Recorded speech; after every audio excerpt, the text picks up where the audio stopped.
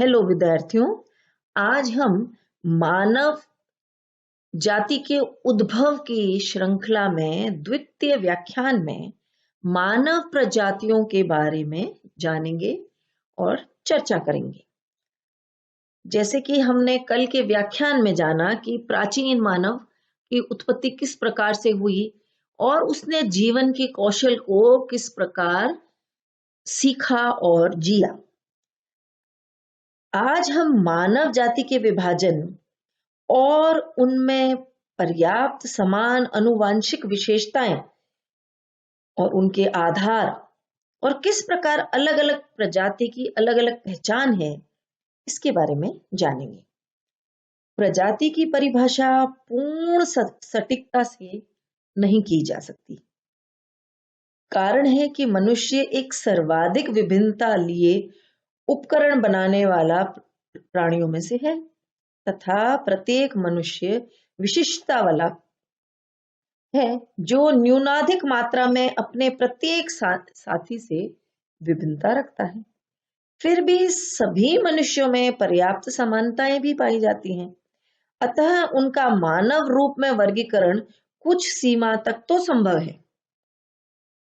मनुष्यों के कुछ समूह में वर्गीकरण हेतु ऐसे पर्याप्त लक्षण पाए जाते हैं जिसके माध्यम से हम निश्चय पूर्वक कतिपय प्रजाति रूपों में उनका वर्गीकरण कर सकते हैं।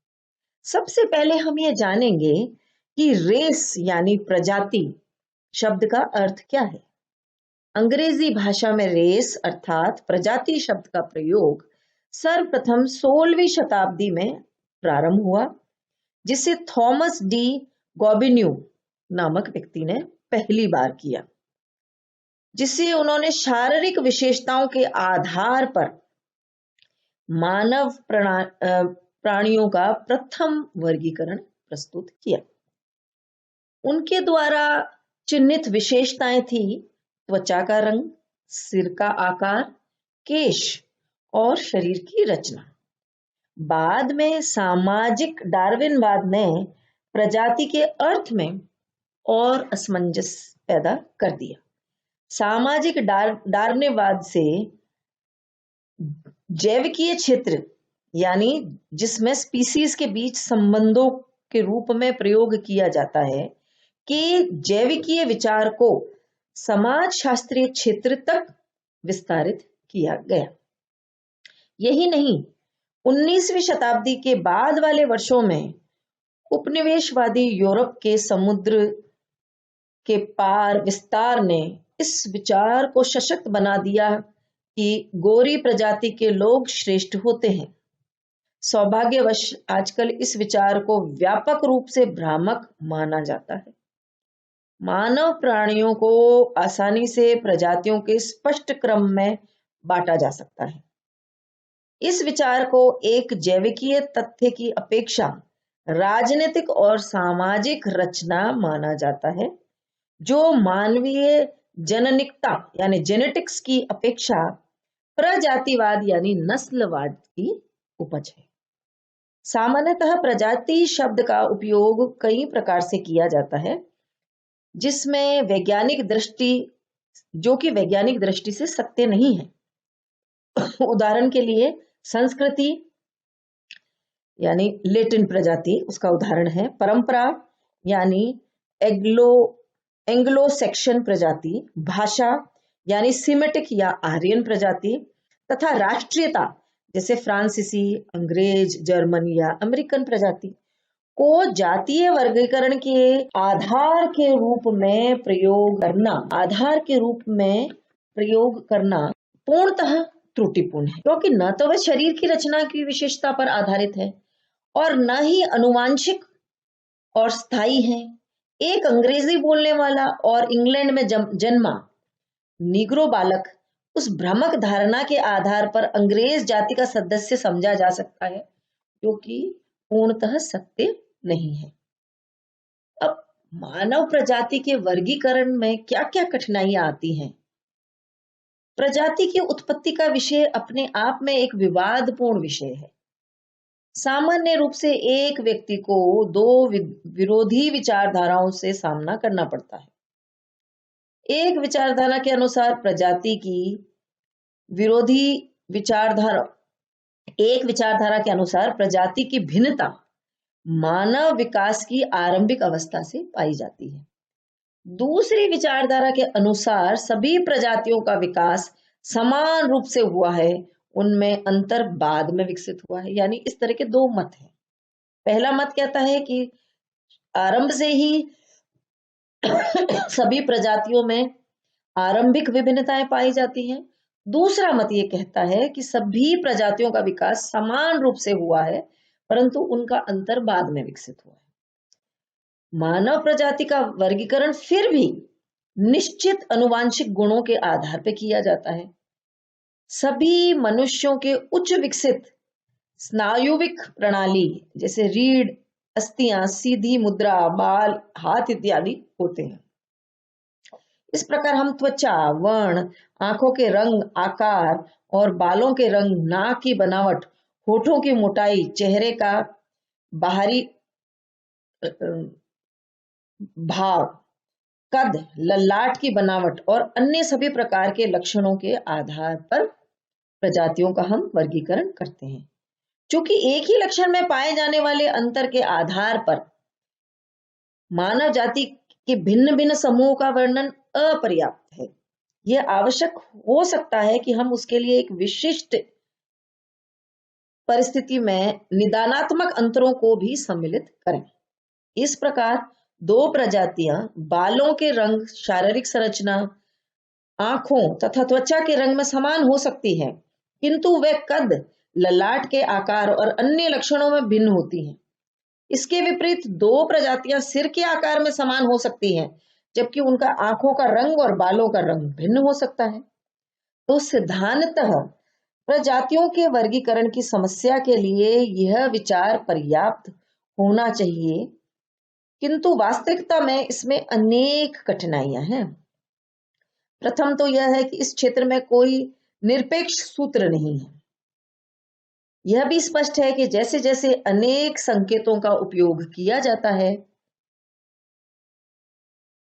उतने ही सम्मिश्रित उसे वो दिखलाई पड़ते हैं। इस प्रकार प्रजातीय वर्गीकरण में प्रयुक्त कई लक्षणों में भी व्यक्तिपरक तत्व ही स्पष्ट आधार होता है। उदाहरण के लिए 3 लक्षणों के आधार पर वर्गीकरण की अपेक्षा 15 लक्षणों पर आधारित प्रणाली कई सम्मिश्रणों को प्रस्तुत कर देगी। अतः पुस्तकों में प्रजातियों की कुछ भिन्नता से लेकर 20 विभिन्नताओं का वर्णन मिलता है। प्रजातीय दृश्य इस प्रकार से अत्यंत जटिल है और कोई भी सुव्यवस्थित वर्गीकरण का उपयोग बिना किसी सुविचारित हेरफेर के नहीं किया जा सकता। कुल मिलाकर यह कहना उचित होगा कि इस विषय के विद्वान मानव जाति के विशिष्ट रूप को प्रजातीय मान्यता के आधार पर स्वीकार करेंगे। मानव शास्त्रियों ने प्रजाति की परिभाषा इन शब्दों में की है कि प्रजाति मानव जाति का एक प्रमुख भाग है जो नस्ल की शारीरिक विशेषताओं से चिन्हित है। सांस्कृतिक मानव शास्त्रियों ने एक अन्य समूह द्वारा प्रजाति की परिभाषा निम्न प्रकार से की है कि प्रजाति ऐसे लोगों का समूह है जिसमें न्यूनाधिक मात्रा में स्थायी पहचान के लक्षण पाए जाते हैं, जिनके साथ संबंधित व्यक्ति कुछ निश्चित अर्थ जोड़ता है। इस प्रकार हम निष्कर्ष के रूप में प्रजाति को इस प्रकार परिभाषित कर सकते हैं कि प्रजाति मानव जाति में ही एक ऐसा जैविकीय समूहीकरण है जो अनुवांशिक रूप में हस्तांतरित किए जाने वाले विभिन्नताओं के आधार पर पहचाना और वर्गीकृत किया जाता है। पूर्व में भौतिक लक्षणों जैसे कि चमड़ी का रंग और बालों के प्रकार को 3 से 5 जैविक प्रजातियों यानी कॉकेसाइड, निग्रोइड, मंगोलाइड और बाद में ऑस्ट्रेलॉइड व अमेरिकन इंडियन को वर्गीकरण करने में उपयोग में लाया जाता था। अधिक सूक्ष्म तकनीकों जैसे रक्त की किस्में और वंशानुगत रोग और क्षेत्रीय अवरोध को गणना में सम्मिलित करने के परिणाम स्वरूप 8 अथवा 9 भौगोलिक प्रजातियों में वर्गीकरण किया गया। यद्यपि विशेषज्ञ शब्दावली और सटीक वर्गीकरण के बारे में भिन्न भिन्न मत रखते हैं, तथापि प्रजातियों के निम्न वर्ग सामान्यतः स्वीकृत किए गए हैं। पहला कॉकेसाइड यानी यूरोपियन, दूसरा निग्रोइड यानी अफ्रीकन, तीसरा मंगोलॉइड यानी एशिया अथवा पूर्वी देश, चौथा इंडिक यानी हिंदू, पांचवा ऑस्ट्रेलॉइड यानी ऑस्ट्रेलियन, छठा पॉलिनेशियन, मलेशियन, माइक्रोशियन। कभी कभी इन तीनों को सामुद्रिक रूप में वर्गीकृत किया जाता है, तथा अमेरिकन इंडियन, जो कि इस स्क्रीन पे दिखाए गए चित्र के द्वारा हमें स्पष्ट हो रहा। इन प्रजातियों का स्थानिक वितरण और एकत्रीकरण सामान्य रूप से कॉकेसॉइड यूरोप में, मंगोलॉइड का एशिया में, नेग्रोइड का अफ्रीका में पाया जाता है, जो कि इस चित्र से हमें स्पष्ट होता है। इसका यह अर्थ कदापि नहीं कि ये प्रजातियां इन महाद्वीपों तक ही सीमित रही, जिसको हम इस उदाहरण से समझेंगे कि कॉकेसाइड प्रजाति न केवल यूरोप में ही पाई जाती है, बल्कि अफ्रीका के उत्तरी तट के सहारे की मेखला में, एशिया माइनर यानी तुर्की, ईरान से बलूचिस्तान तक और उत्तरी भारत में भी पाई जाती है। दूसरा उदाहरण मंगोलॉइड प्रजाति मुख्यतः मध्य पूर्वी और दक्षिण पूर्वी एशिया के भागों और अमेरिका के पश्चिमी भाग, जिसे रेड इंडियंस कहा जाता है, आर्कटिक प्रदेश यानी कनाडा और ग्रीनलैंड का क्षेत्र में एस्किमो और साइबेरिया के याकूत पाए जाते हैं। अर्थात दूसरे शब्दों में मंगोलॉइड प्रजाति प्रशांत और आर्कटिक महासागरों के चारों ओर पाई जाती है। निग्रोइड प्रजाति का मुख्य एकत्रीकरण सहारा मरुस्थल के दक्षिण में अफ्रीका में पाया जाता है, किंतु ये लोग इंडोनेशिया यानी पिग्मी समूह, न्यू गिनी, पेपुआ और मलेशिया में पाए जाते हैं। ऑस्ट्रेलॉइड लोग, जो नीग्रो और द्रविड़ यानी दक्षिण भारत लोगों का मिश्रण है, मुख्यतः ऑस्ट्रेलिया में पाए जाते हैं और विशेषकर महाद्वीप के उत्तर और पश्चिमी भागों में। तीनों प्रमुख प्रजाति समूह अर्थात कॉकेसॉइड, मंगोलॉइड और निग्रोइड के शारीरिक विशेषताओं के आधार पर हेडन और क्रोगमन का वर्गीकरण इस सारणी में सारी विशेषताओं को स्पष्ट रूप से इंगित